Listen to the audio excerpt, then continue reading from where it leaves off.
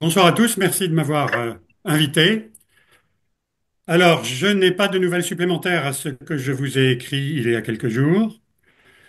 Actuellement, à Mayotte, c'est le temps des sauveteurs, c'est le temps de l'évaluation de la recherche des victimes, c'est le temps des soins aux blessés, et notre temps à nous n'est pas encore là, c'est-à-dire le temps des abris, le temps des aides d'urgence n'est pas là. Il viendra, mais pour le moment, il n'est pas là. Donc, nous suivons ça de façon très précise, et comme cela a été déjà précisé par plusieurs d'entre vous, notre première étape, ça va être évaluer les besoins. On a une équipe qui va évaluer les besoins sur place. Voilà. C'est pas encore tout de suite, je vous l'ai dit, hein, ça va être probablement dans les 10 jours. À partir de là, quand on aura évalué les besoins, on va voir si on peut y répondre.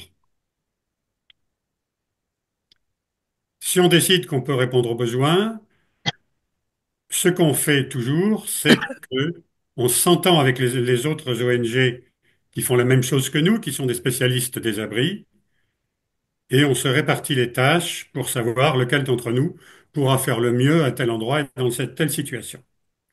Ça, c'est l'ONU qui l'impose, c'est ce qu'on appelle un cluster. Quand il y a une catastrophe, on se réunit avec tous les membres de la même spécialité.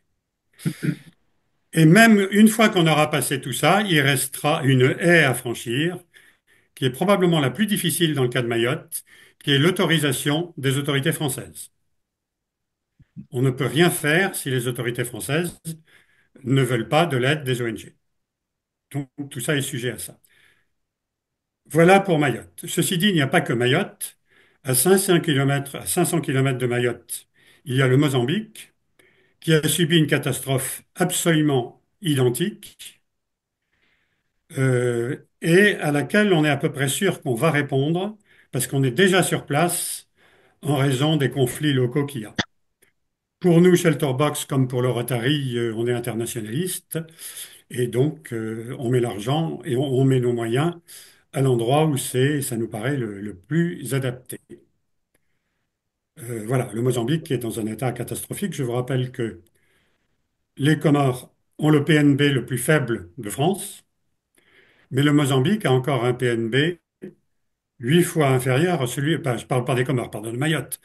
Et les Comores et le Mozambique ont un PNB 8 fois inférieur à celui de Mayotte. Donc, quand on prend en compte l'indice de développement, voilà, c'est pour nous un critère. Donc, pour Mayotte, je ne peux pas vous dire aujourd'hui. En plus, on vient d'avoir une catastrophe, vous l'avez lu, je pense, au Vanuatu. Il y a eu une importante éruption. Je vous rappelle que le Vanuatu, jusqu'en 1980, c'était aussi un territoire où les Français étaient présents. Donc, c'est tout ce que je peux vous dire. Malheureusement, je ne peux pas vous donner de nouvelles plus précises de Mayotte tant qu'on n'a pas fait le cheminement que font tous les professionnels. Évaluation, réponse, autorisation. C'est ça. Voilà. Et donc, pour être clair, aujourd'hui, tu ne reçois pas de dons Shelterbox pour Mayotte. Alors, je vous rappelle que les dons de Shelterbox ne peuvent pas être fléchés. C'est-à-dire que Oui, oui, c'est vrai. on ne va pas vous assurer qu'on va les employer pour Mayotte. On va faire tout notre possible, mais voilà, ils peuvent. Parce que Ils peuvent aller au Mozambique, par exemple. tout ce qui va servir à Mayotte, évidemment, si on y va, c'est déjà en stock quelque part. Et ça va être dirigé à partir du stock de Dubaï, parce que c'est le plus proche. De Dubaï, on va envoyer en stock à Mayotte. Mais tout ce qui est déjà stocké à Dubaï est évidemment payé par les catastrophes précédentes, pour les gens qui nous ont aidés pour les catastrophes précédentes. Hmm. Oui, oui. Mais pour l'instant, nous n'envoyons rien sur Mayotte, hein. Pour l'instant, sur Mayotte, il n'y a pas de, on n'a pas décidé. On ne peut pas décider. C'est pas qu'on n'a pas, c'est qu'on ne peut pas. On ne sait pas ce dont ils ont besoin. Et voilà.